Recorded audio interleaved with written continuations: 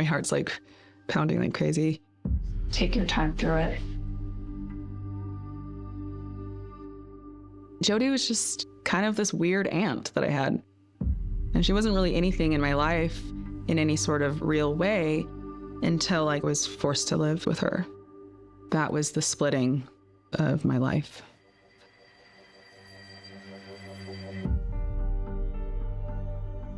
The way I find out is my cousin texts me and is like, hey, how are you doing after the Jodi thing? And I'm like, what do you mean? Like, what Jodi thing? Ruby Franke and business partner Jodi Hildebrandt arrested for child abuse. I had not seen Jodi's face, seen her name, heard her voice in a long time. And definitely didn't know anything about Ruby. But the things that I have seen, it's so familiar to me. It's the same. Ruby Franke's youngest son escaped through the window from this Ivan's house. It's where investigators found rope, bindings, and other items used to torture the boy and his sibling. It didn't surprise me at all. Like, it makes perfect sense why and how this happened. Jodi's methods are very subtle. It's like this metaphor of a frog being boiled. You don't just throw a frog in a pot of boiling water, you just slowly turn up the temperature until they die. She gains your trust, and little by little, she rips you apart. That's how Jodi works.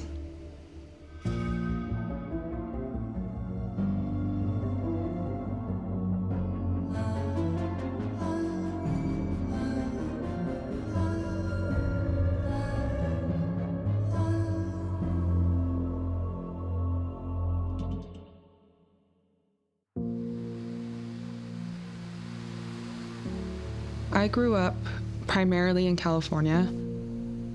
I was born in San Jose, and then when I was about 7 or 8, we moved to Southern California. Growing up, my dad was more of the silent, stoic type, very patriarchal. Dad has the last say. Dad is the disciplinary. Mom was the caretaker and the nurturer. But if you didn't fall into what they deemed as appropriate, you were on the outs. But I've always been like the weird art kid. Didn't wear the right thing, I didn't say the right thing. I have memories of me singing all of the Shania Twain songs and dancing on the coffee table and putting lipstick on and singing into the mirror. But in my family, you had to be very level-headed. You had to speak about emotions as if it were the weather. And that was just not me. And that definitely created a void in me as a little kid, and I definitely acted out a lot, wanting that attention, wanting that care and that love, any way that I knew how to get it. I started experimenting sexually with friends at a very young age, making out at sleepovers. But I had this internalized belief from the church that being gay was evil. And so I truly thought I was going to hell as an 8-year-old for kissing girls. Acts of homosexuality are evil and absolutely wrong. If you are born gay and you happen to also be born Mormon, you are facing an extremely difficult internal conflict. You have this sexual identity that is not fitting within the construct of the Mormon Church. So you have to learn how to really see yourself as broken, see yourself as damaged, see yourself as less than. 2nd or 3rd grade, I think I was being punished for getting caught experimenting. So I came home from school and everything that I owned was gone. My room was empty, except for a mattress on the floor. And then I was given a list of my items that I could earn back one at a time from acting right.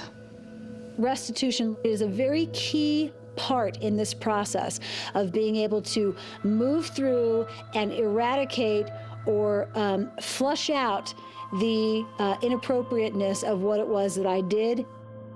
My mom was being told by Jodi this was an okay thing to do. And Jodi is a professional, and her sister-in-law. Why would she not trust her? God said marriage is between a man and a woman, period, the end. And when that boundary was removed, it opened the door for all sexual perversion. As time continued, as I get older, there was this feeling of being invisible. And my dad wouldn't acknowledge me, wouldn't look at me. He was speaking through my mother to talk to me. Even to the point where we're at the dinner table and he would be like, Michelle, tell Jessica to pass the salad dressing. And I would just sit there, not allowed to be upset, just fuming, I'm right here.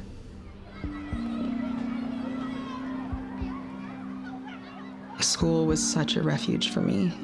I loved it. I started coming into my own in terms of my style and then finding cool music.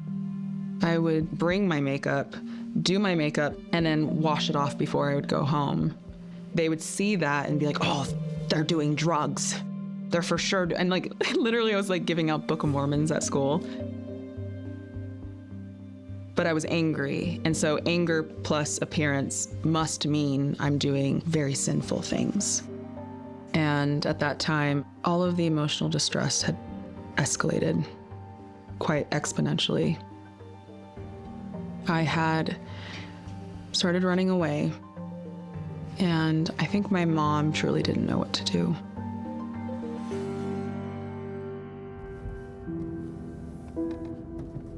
We drove to Utah for my grandparents' 60th wedding anniversary. There was this big party, and it was very sweet, and I didn't really eat anything, and yet I was tasked with doing dishes, which is so unfair to a teenager. It's classic, how dare your parents ask you to do a chore. I was really mad at my mom. I told her I hated her, went down into the basement, locked myself in the basement. I fell asleep. Woke up to a knock on the door, and it was my grandparents and Jodi there to inform me that my family had gone, they had left, and I wasn't going with them. In movies, that effect when you're zooming in and pulling out at the same time, and it creates this warping background, foreground kind of sensation. Oh my God, everything is wrong, nothing is right. What is up, what is down, what do you mean? That is what it felt like. That moment of refusing to do the dishes has haunted me every day. If I had just done the dishes, none of this would have happened.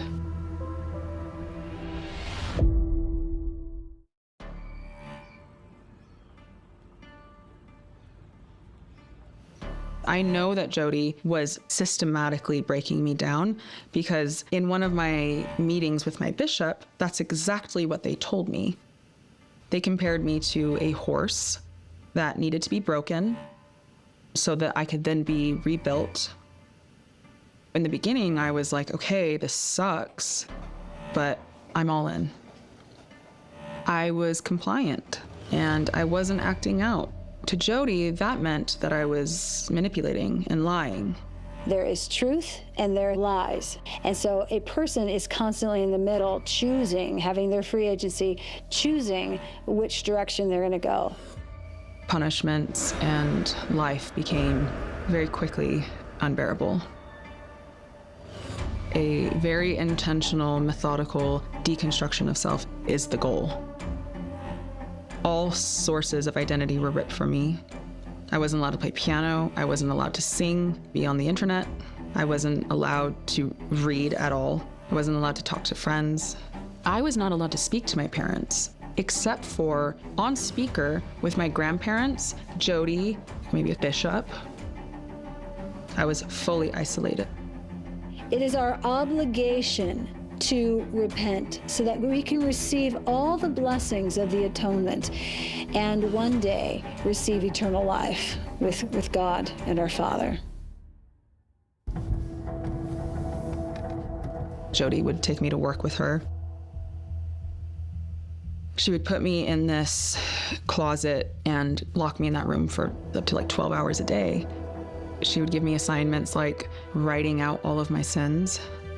So 16-year-old me just sitting there trying to think of, I'm like, oh, what have I done? Like, I've never had sex. I've never done drugs. I told her about like thinking I was gay and thinking I was told her everything. And then she would come in and make me get on my hands and knees and read the sins back to me and make me beg for forgiveness. In her own words, she wanted to make my life so miserable that it would force the sin out. Because in her belief, if you are honest and confessing your sins, then you should be getting better. And I was getting worse. So that was proof to her that there was still more sin that I hadn't confessed to. And she would say this in this very like condescending, contemptuous, elitist, like, there's darkness in you, but thankfully I'm here to save you. At church, I was not allowed to speak to anyone. And at Jodi's, I always had to wear duct tape on my mouth because according to her, every word that came out of my mouth was a lie. I was so dissociated, not knowing that's what was happening. But then my dissociation was also used against me. Like, I remember my grandmother being like, what's wrong with them? It's like there's no one there. And then Jodi would be like, yeah, there's not. This is what shame does. This is what Satan does. And I would just be sitting there like hovering above my body. I believed it. I thought I deserved it. I thought this was God's way of punishing me.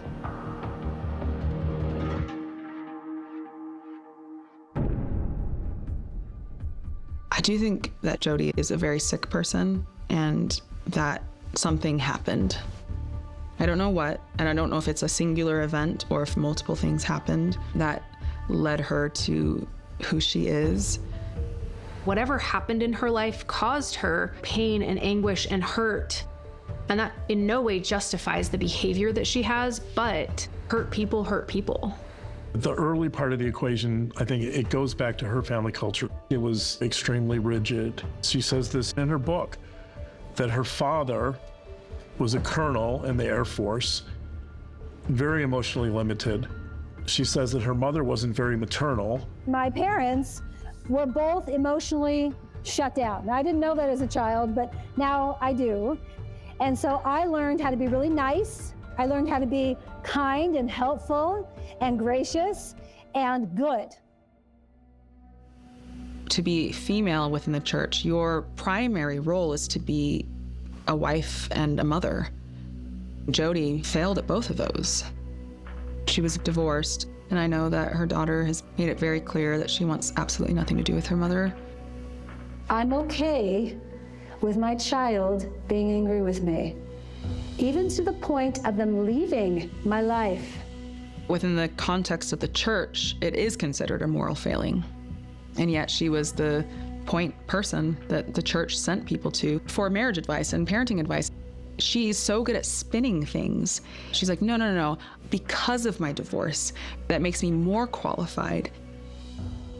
I think some of Jodi's destructiveness towards Jessi was a function of her self-hatred. I remember as a teenager and young adult feeling so overwhelmed with pain that said, you don't matter, you're not enough, you don't do it right, you make people upset, you're the reason why people are having pain in their life. My grandmother talked about Jodi and her having these special friendships with other girls. Growing up in a culture that doesn't particularly accept homosexuality is certainly potentially a problem. If that's how she feels, she can't express that part of herself, so she has to repress it. I am not gay.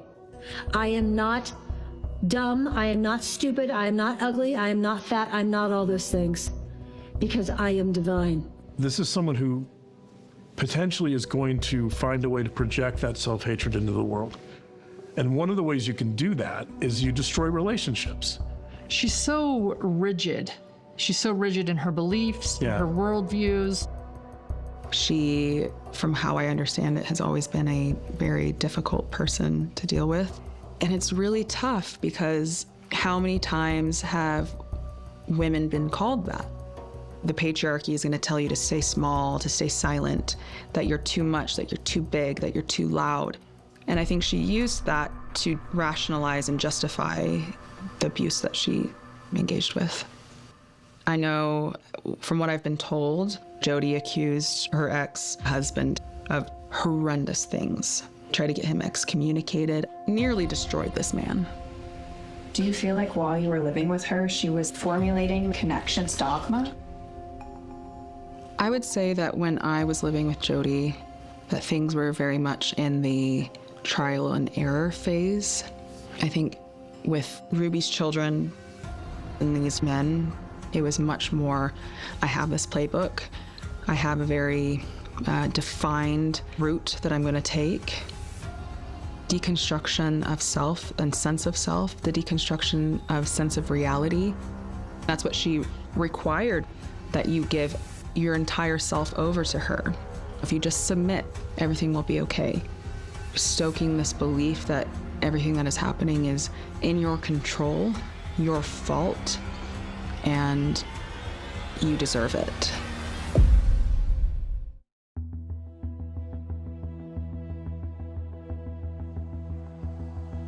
Folks, I don't know what to do. Like, I want this. You realize that I have a picture of my family on my wall, and I look at it every day. And I work every day, so I can get back to my family, save my family. And everything you're sharing to me just sounds like a made-up story. Like, I have no idea what you're talking about. Like, it sounds like a horror movie. Jodi broke Kevin Franke. He believed that he was an awful human being and didn't deserve to be around his family. People will say, oh, what a coward. How could he not do this? And I'm going, hold on a second. I saw this woman. I've seen the destruction she's caused. There was an individual in my group that hadn't seen his kids in, I think, 6 to 8 months. And he kept on having to add on time, and I didn't quite understand why. And I'm thinking, this guy, is he going to like a massage parlor? Is this guy a true sex addict? No, it's because he did a double take. What's a double take? He saw an attractive woman, he saw once, but then he looked again. And he had to call his wife and let her know that he had done this, and that would add on time to not see his kids and to stay in whatever apartment he was in. I have a buddy that had to live in his car, couldn't see his brand new baby. With Jodi, forgiveness was not in the picture whatsoever. And I just want to be very clear that this woman is so far from what I believe in with the church and my faith. She just was an opportunist that kind of saw that there was this opportunity by using shame. There has been kind of a conflation between, the LDS Church and Jodi Hildebrandt's teachings, but they're very much distinct, and she radicalized them in order to attract victims and make her appear LDS friendly, where in fact she was extremely contrary to, the teachings of Jesus Christ and the LDS Church. In May of 2016, after I refused to follow Jodi's teachings, my wife said, "Hey, I'm separating from you." And she then dictated all the time I could have with my daughter. And then it was around Labor Day, and my family invited me to spend some time with them. So my wife learned of that, and she said, oh, well, if you do that, then that's abusive. Like, it's abusive to spend time with your family. And that was clearly according to Jodi. But then she said, if you stay home, I'll let you see our daughter. So I decided to stay home. But then even after that, my wife still didn't let me see our daughter. At that point, I felt like I was going insane. Let's talk about boundaries. So when you're following Jodi, what happens is this individual has a family, you know, mom, dad, brothers, sisters, friends, whatever. They're slowly being taught that these people are not living in truth. And you need to separate yourself from them. Someone said to me just today, Jodi, I'm ready to end a 25-year marriage. What do I do? If you have been practicing for months and months and months and months of being in truth, and this person refuses, what they're saying is, I'm unwilling to humble, and I will not look at myself. If that is the case, you may decide to say, I'm done. I started my own practice in 2002. And so I've worked with couples long enough to know that there are two sides to every story. There is the possibility that some really troubling things are going on in these marriages, and the women have legitimate reasons to ask for separations. But the problem is Jodi's method. In the hands of Jodi Hildebrandt, those marriages that were already vulnerable just imploded. Shortly after the separation, my wife said, I will divorce you unless you see another counselor. And he was a domestic violence counselor. I had to say that I was abusive to my wife, I was abusive to our daughter, even though it was just patently false. And that was clearly an attempt from what I saw for her to then try to use that against me for a custody dispute. It was very methodical. Yes, either you don't see your kid because you're not admitting to this abuse, or you do admit to the abuse falsely, and then they use that against you to take your kid away in custody proceedings. It's very deliberate and planned from what I saw. People are engaging in lascivious and lewd and destructive and violent and aggressive and entitled and selfish behaviors, and they don't have truth. At that point, I was just kind of fed up with everything else going on. And so I told my wife, I'm done living in fear of you disallowing me from seeing our daughter. She needs me. I'm her father, and like, you don't have a moral right to do this. You don't have a legal right to do this. So that's when I decided to file for divorce. It just came to the point where I had to do it. I have a buddy living in Utah. In this area, it is very predominantly LDS. Just within his neighborhood, there were 5 divorces, and all of them were seeing Jodi. How many couples do you think she is responsible for the divorce, for accelerated the process? If my math is correct, I think we're in the well over the hundreds. We might even be in the thousands.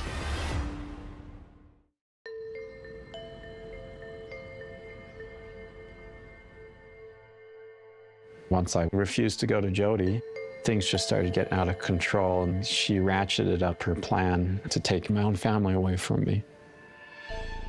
So question, what do you do if you're already in an established relationship and you have emotional insafety? So as you start healing yourself, you're going to need to learn how to set boundaries and hold boundaries for yourself. You're going to need Jodi teaches people to use abstract language like his addiction. He crosses boundaries. How did he cross boundaries? She doesn't answer any of the specific questions, but she was good at organizing language to create a form of control. Let's suppose my partner or my spouse has violated my safety and has been looking at pornography online. If I continue to set boundaries and this person's not willing to honor them, chances are I won't be able to stay in the relationship. One time, my wife comes home and she asked me to get our 1-year-old in the bathtub. And then out of nowhere, this is the time where it's totally prohibited by Jodi for us to be intimate or anything. Couldn't even talk together, couldn't sleep together, could nothing. She walks into the bathroom in lingerie. She starts teasing me in the doorway.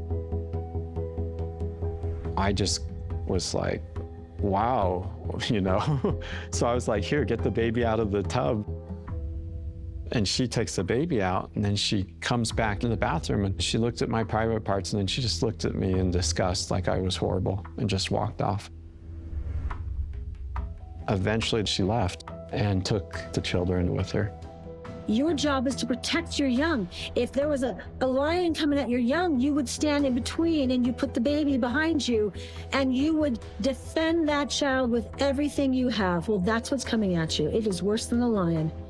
It is here to snuff out the life of your child and kill her spiritually. As soon as Adam's ex left, everything was, Adam, I will only come back to you if you return to Jodi. Well, my wife ran away with the kids, and I was so worried about her, and I was worried about them. And I was trying to get information out of Jodi to find out where they were, to see if they were safe. And so I went to Jodi's office. I said to Jodi, hey, this has been a huge confusion. My ex is acting like she's scared of me. And Jodi started acting like she should be scared of me. And I confided, I said I was a victim of sexual abuse. I've had fears that people will think I'd be like that and insecurity, but that doesn't mean I'm like that. She was just like, Adam, it does mean you're like that. That's just your addiction in your head working, and it's changing. And in my head, I was like, this lady's nuts. She's absolutely dangerous. When I become addicted, or I have an addiction to some type of external, I become a masterful manipulator / liar.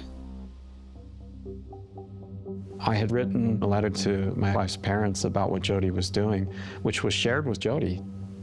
And I think that's what broke it. Jodi got that letter, and in her head, she's just like, this guy is not safe. Eventually, Adam talked to the police and said, I don't know what to do. I haven't seen my kids for weeks. And they said, file a parental kidnapping report. But he first wrote his wife an email saying, I'm going to file this. And I believe immediately she contacted Jodi and said, he's going to do this. So I'm going to follow your advice and file a protective order, and I'm filing for divorce at the same time. In the protective order, she said in there that Adam was giving our baby a bath, and he had to yell for me to get the baby out of the bath. And when I went in there, he had an erection, and he was trying to hide it from me.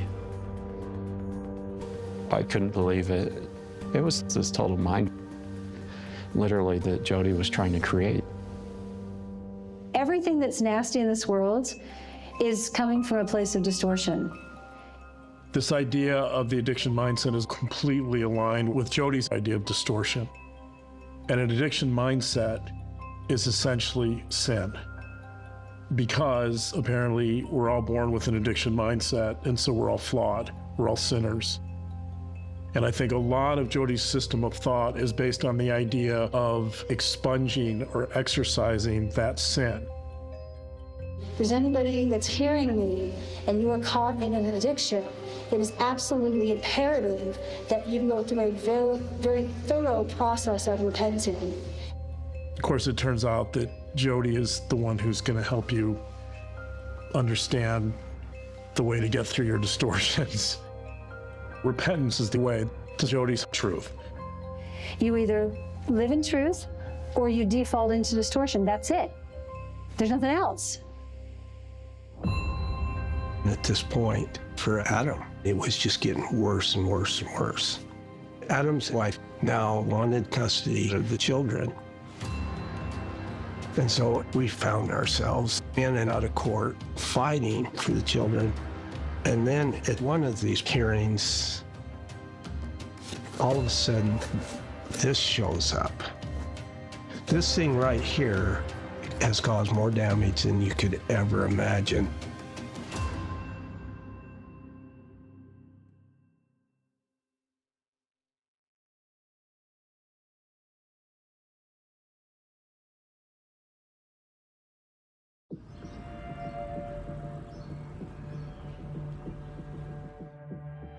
Dr. Brown-Smith is a very well-known psychiatrist. And during the trial against the Boy Scouts of America, she did this extensive evaluation on Adam. The psych evaluation, they were asking me all about the sexual abuse that happened to me as a kid. Adam's ex's attorney, they subpoenaed it to build a custody case against Adam. I felt like they took the words out of that psych evaluation and turned everything on its head. There were words in it like me saying I felt scared when children came around, in a very specific reference talking about other parents afraid of this whole stigma that people that are abused will also abuse, that it's a cycle of abuse. That's not fair one bit. They were saying, well, look, he's mentally and morally bankrupt. He's been abused. And so she should have the custody. This was protected by a sealing order, but it's also protected extensively by HIPAA. And the judge immediately just said, it can't be used. Around the same time, the judge made that decision. Adam's ex distributed this like you would a newspaper. She gave it to Jodi Hildebrandt, and then she gave it to Mormon church leaders. She also gave it to Brigham Young University, where Adam went to school. Then it shows up at the children's daycare in Provo. Was Jodi Hildebrandt instructing Adam's ex-wife to distribute this? Well, that seems to make sense, I believe. They did this to try to destroy Adam's life and take the kids away from him. Jodi wanted to get him kicked out of BYU, get him kicked out of the housing, get his job, take his rights with his kids. She just literally wanted to ruin him. Right after the BYU Honor Code office got this, Jodi Hildebrandt called them with Adam's ex on the phone with her and diagnosed Adam as a narcissist, dangerous predator. Because of what Jodi was telling them, the BYU Honor Code office kicked me out of the university. What's so wrong is that Jodi was a licensed mental health professional, and licensed professionals cannot do that. I mean, there are ethical guidelines that we agree to when we get that license. And so she cannot talk to anyone about a client without the client's explicit signed permission. What Jodi Hildebrandt did in talking with the university is completely unethical. If you have a complaint and you call up Doppel and say, this therapist was practicing unethically, the board is going to have a hearing to bring them in and have them potentially and professionally disciplined. And that's when my dad put this great case together and took it to the Department of Professional Licensing. The Hildebrandt phone call to BYU with Adam's ex on it was the key thing that we were able to take to Doppel and show how far she had gotten out of line.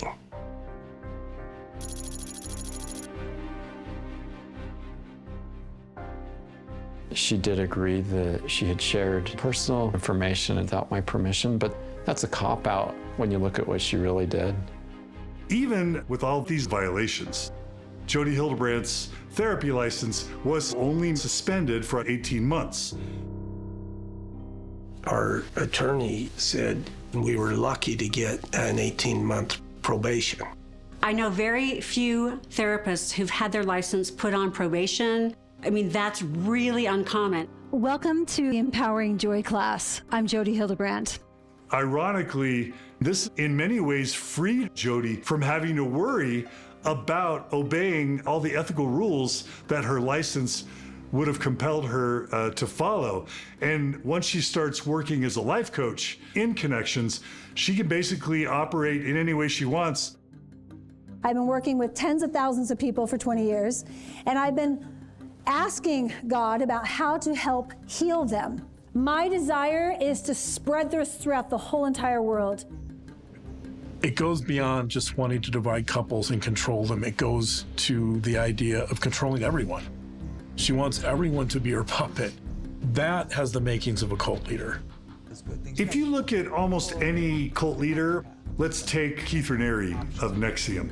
They always begin with the cult of self-improvement. A lot of what Jodi Hildebrandt was doing was sort of in that bent. Get the help that you need. We've got an online community. You have access to all these digital workbooks and DVDs, and then you get to sit in a class with all these students and myself every Saturday morning. It's pretty clear to me that Jodi Hildebrandt was motivated by two primary things: money and power. She's using the same tactics that narcissists and tyrants have used since the beginning of time. It's all the same coercive control. I have a friend that went to see Jodi. He was really struggling with life. He was an LDS member and has homosexual tendencies. And he hadn't come out to the world. And he went to Jodi with this. He told me he liked the stuff out the gate, and then she recommended that he join the men's group. In our group, it was all straight men. He did not want to go to the men's group. She ultimately talked him into it. She's very good at that. After a little while, Jodi called him a liar and that he's in distortion, and forced him to come out with his homosexual tendencies. She made him feel like such a sick plague because he had gay feelings. This about killed him. I'm not kidding. And so now I'm getting angry. I'm getting really angry. But finally, I just stood up in a group meeting, Jodi, and I just pointed at her. I said, there is something evil inside of you. And all of you in this room should not be listening to the blank that is coming out of this woman's mouth. This is off. There is no forgiveness.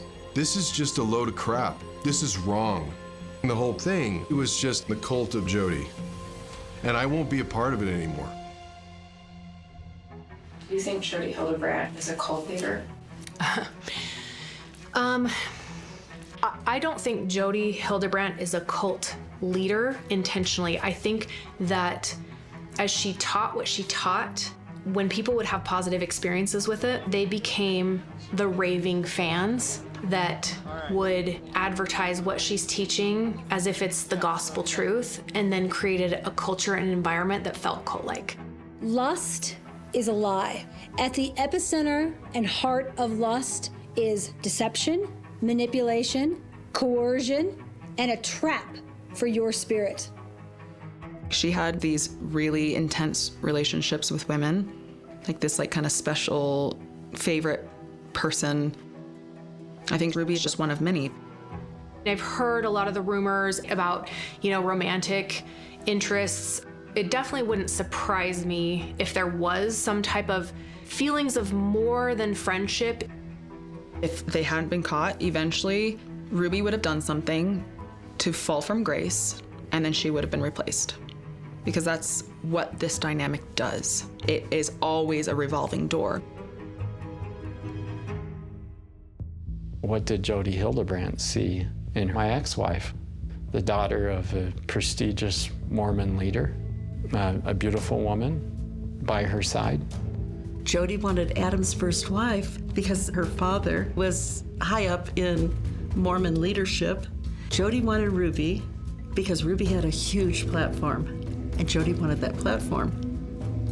And so with Ruby, the genes were there to be turned on, and Jodi was just like the catalyst. Truth heals. Truth is light. Truth never changes. In our investigation, we were focusing on the child abuse, and we were asking, what's the motive here? The more that we were able to piece this puzzle together, it became more and more clear that what was going on was Ruby, like a religious follower, was taking everything Jodi said to be gospel. We got a better picture of that. We went back with an additional warrant, and That was when we found the most damning piece of evidence, Ruby's journal.